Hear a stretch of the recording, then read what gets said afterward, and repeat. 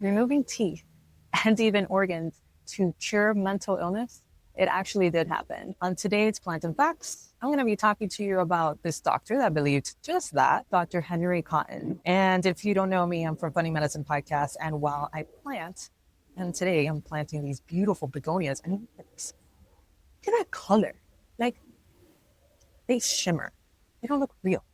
Anyways, I'm going to be planting this and talking to you about this case because that's what I do. I talk to you about weird medical health related things while I do that. So this guy, 1900s in New Jersey, he was a psychiatrist and the medical director of the Trenton Psychiatric Hospital in the 1900s.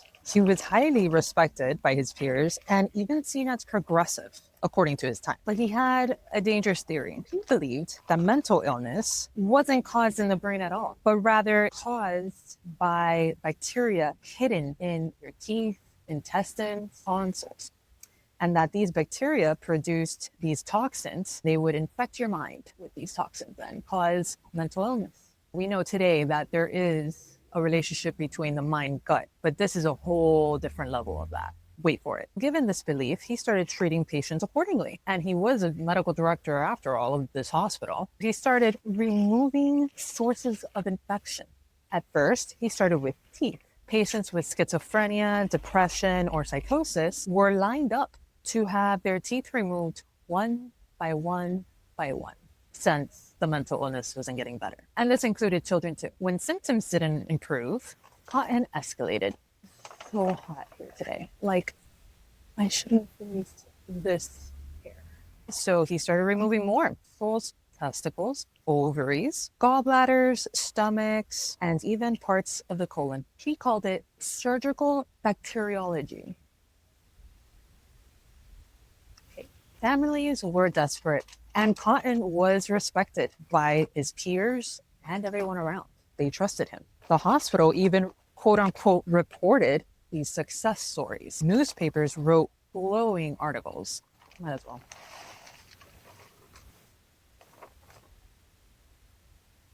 Sprinkle you with some of that. Other psychiatrists even visited Trenton to learn his techniques. I need more soil. And I probably have dirt in my face by now because of this hair.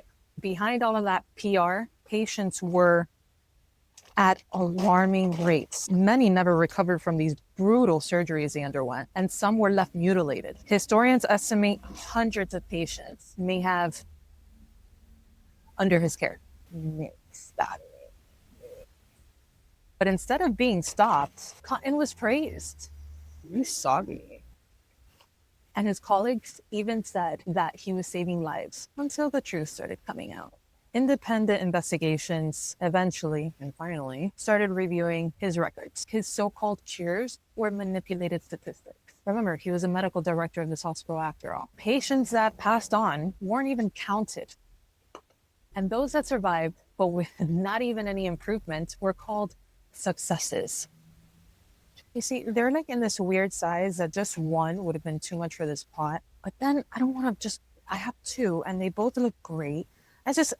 I'm like, F it, they're both going in the same pot and we'll just have to see what happens. Thankfully, by the 1920s and the 30s, psychiatry started moving towards talk therapy and actual medication. Cotton surgeries, in comparison to these non-invasive options, fell out of favor.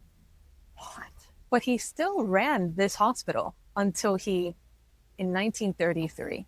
Afterwards, the horrors of his work became undeniable. Hundreds of lives had been cut short or permanently damaged. Today, his name is remembered as one of the darkest names in psychiatry.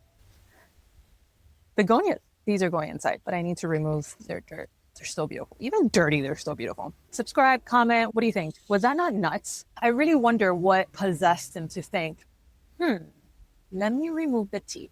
But then again, people in like the medieval times and stuff like that were doing bloodletting. So I mean, it's not, this was in the 1900s. Yeah, but still, bloodletting, not too far off.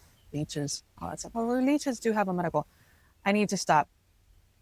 Let me know what you think. I thought it was really interesting, the fact that this even went on for so long, and he still ran the hospital until 1933. If you thought this was entertaining, tune into our podcast. We have a new episode, long actual episodes, with my co-host Evie. She's a pediatrician, and we talk about all sorts of medical and health related things. Comes out every Tuesday, available on all your favorite platforms, including here, YouTube. Hope to see you on Tuesday.